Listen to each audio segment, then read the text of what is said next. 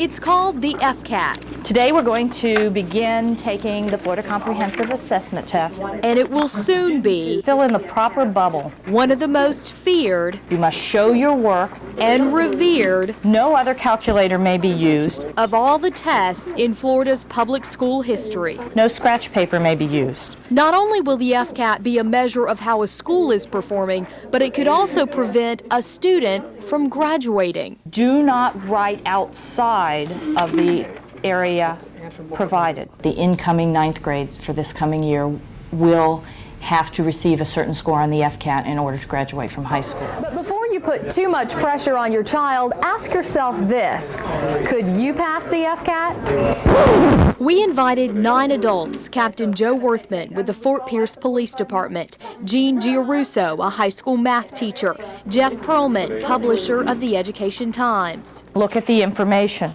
Charlotte Dansu, an attorney, Jose Salvador, a television producer, Sarah Velazquez, an executive assistant. Are there any questions? There was Dan Liftman, assistant to Congressman Alcee Hastings, a mother, Kelly Brand, and yes, I was there too. Now you are ready to take the FCAT mathematics test. Armed with our number 2 pencils and 4 function calculators and under the watchful eye of 2 testing specialists from the Palm Beach County School District, we transformed into 10th graders. You have 30 minutes and you may begin.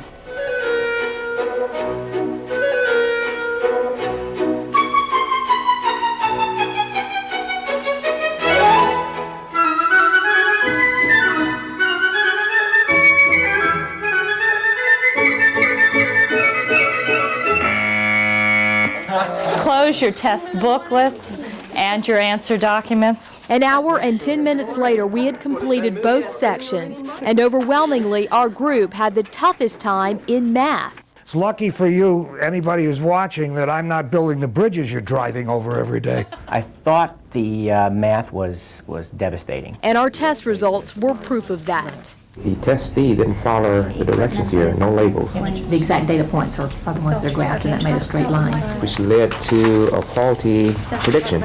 Here's a look at how we did. Averaging out our scores on the math section, we got 42% right. We did better in reading. We averaged 74%. How did we compare to the students? Well, the state average this year for reading was 61%. We did better there. But look at this. Students averaged 20 percentage points higher than our group in math. I'm glad that test results aren't a measure of your future success.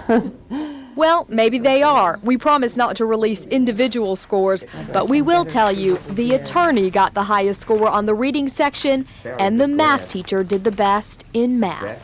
I'm Suzanne Boyd, News 12. But the student did graph the points. They graphed the points with the inconsistent scale. But, Right. So the points, there was some knowledge displayed.